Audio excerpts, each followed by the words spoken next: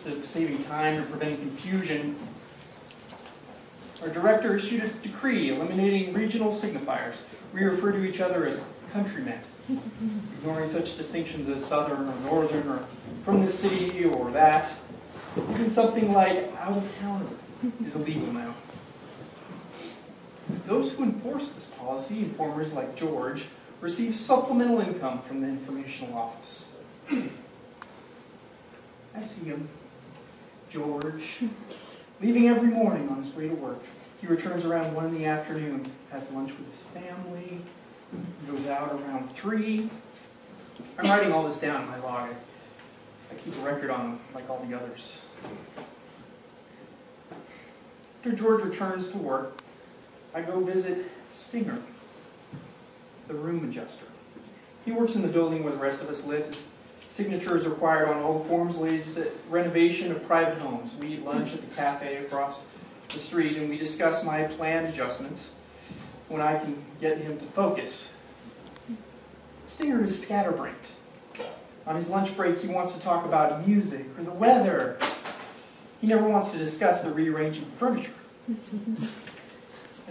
That's his job. He does that when he returns to work. But I cannot talk to him about it when he's at the office because I'm too busy. As busy as I can be since my forced vacation began. At 4, Miss Lewis gets home, and I must keep my inventory of the things she carries with her in her paper bags. She, more than anyone else, must be watched closely. She was once convinced, and her husband was not, and now she carries all bags herself. Such a person needs monitoring, and I cannot trust the government to do it. So I try every day to get Stinger to listen to me on his brief lunch hour. All I want is permission to move my couch so it sits in front of the large window in my apartment, where it will partially obstruct the view. Otherwise, the sun that glint off the offices downtown is too much for me. I can't live in the dark.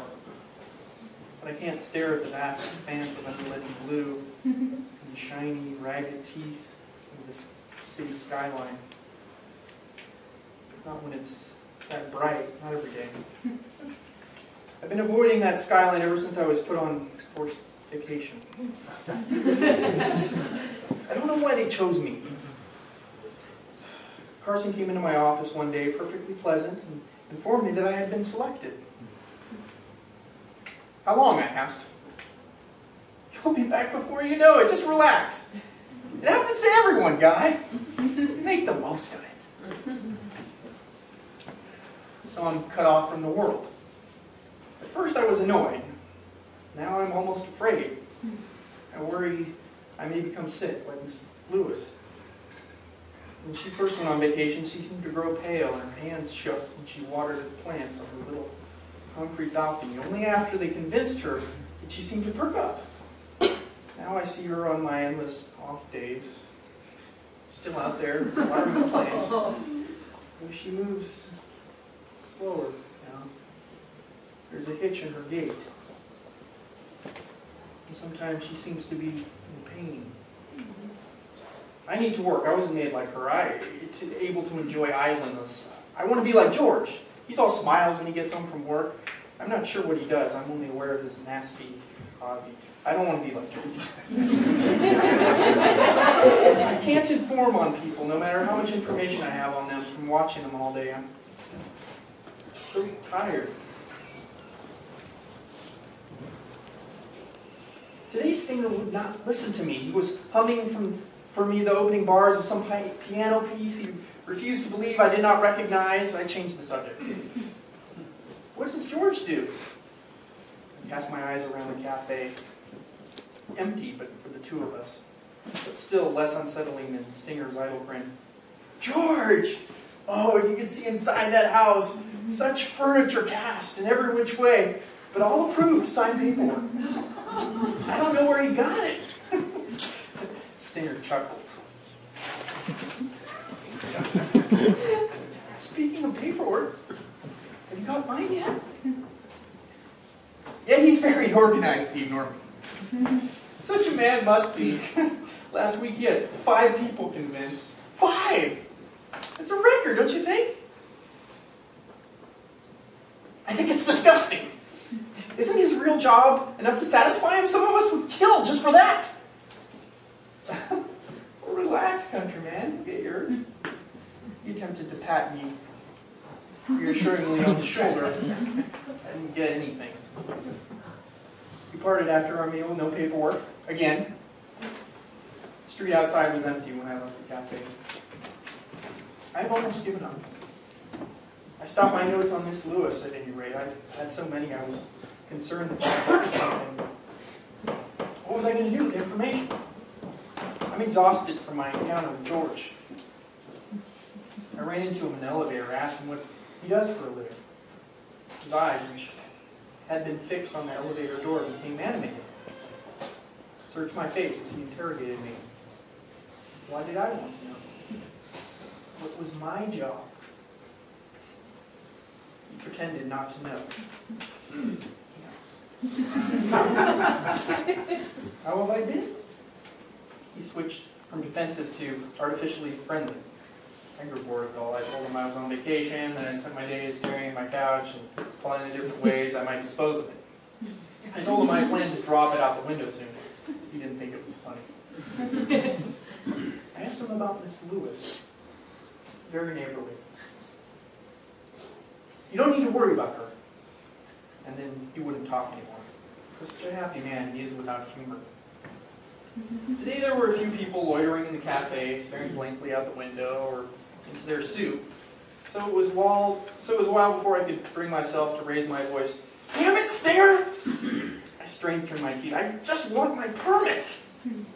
My tone surprised me, and I stared at Stinger. He stared at me.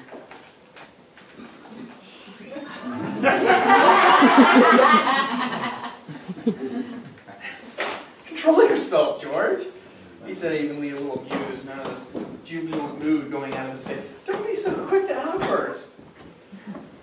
Maybe this is why you've been on vacation. I don't know what it is. It's driving me crazy. All I can do is wander around my little rooms and wonder what they're doing without me at work. Why me? What did I do? You're working too hard, I'd say. Stress. How do they know that? I almost raised my voice again. I don't remember what I was working on when I left. Can you believe that? My mind is such a jumble. And Stinger, here I leaned across the table at him. All I need to help me now is the permit to move my couch. What do you say?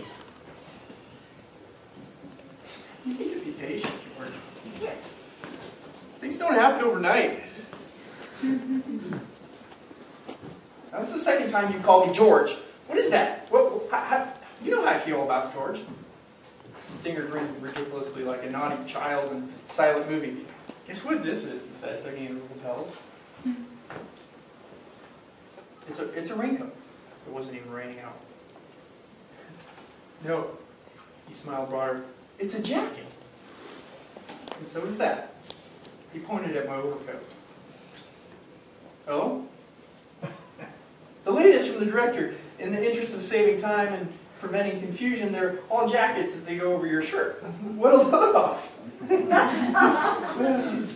He laughed. And now, what comes next, I can only imagine, but I have a feeling we'll all be called George. Imagine! How will that prevent confusion? But he was in his own world for a moment. I sat drinking my coffee, wondering when it would no longer be rude to get up and leave. Instead, I made conversation. When did this jacket thing happen? I haven't heard anything. Oh, any day now, any day. I know someone, you know, who works in that department. I know when the new efficiency reforms will be handed down. Who do you know? Who do you know in that department? George?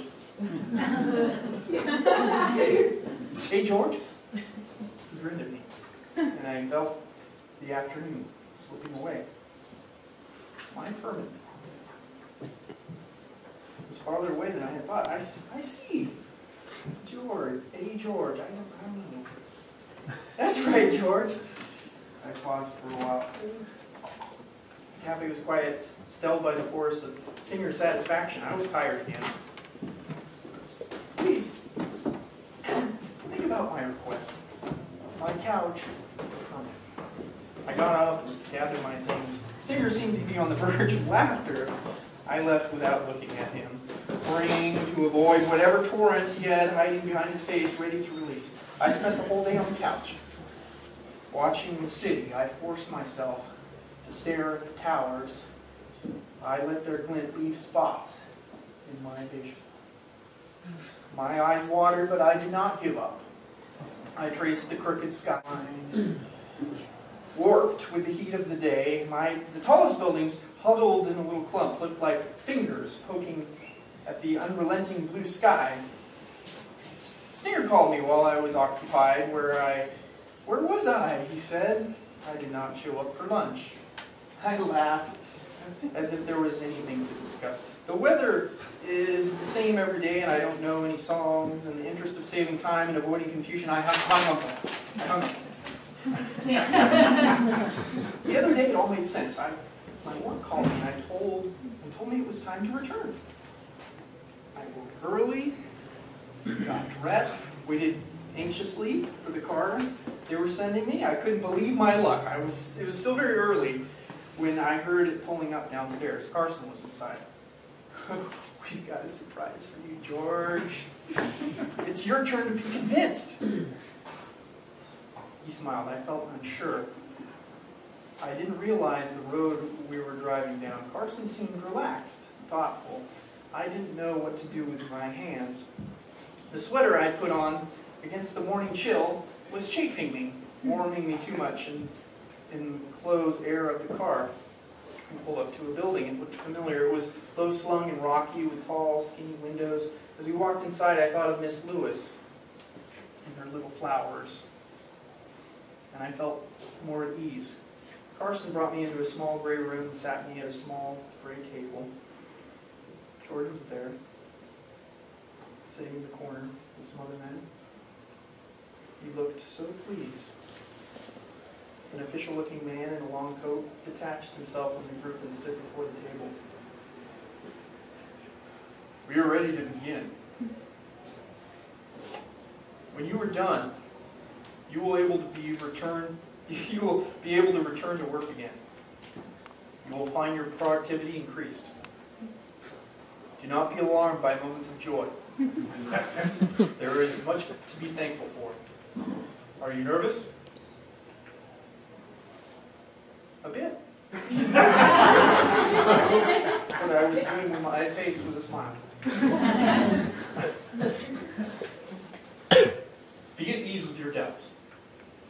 There are things which are true which we will convince you. You will understand.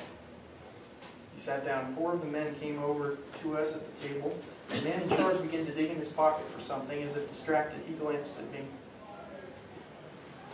Take off your jacket, please. He said, tucked down the sleeve. 2 of the men came up behind me.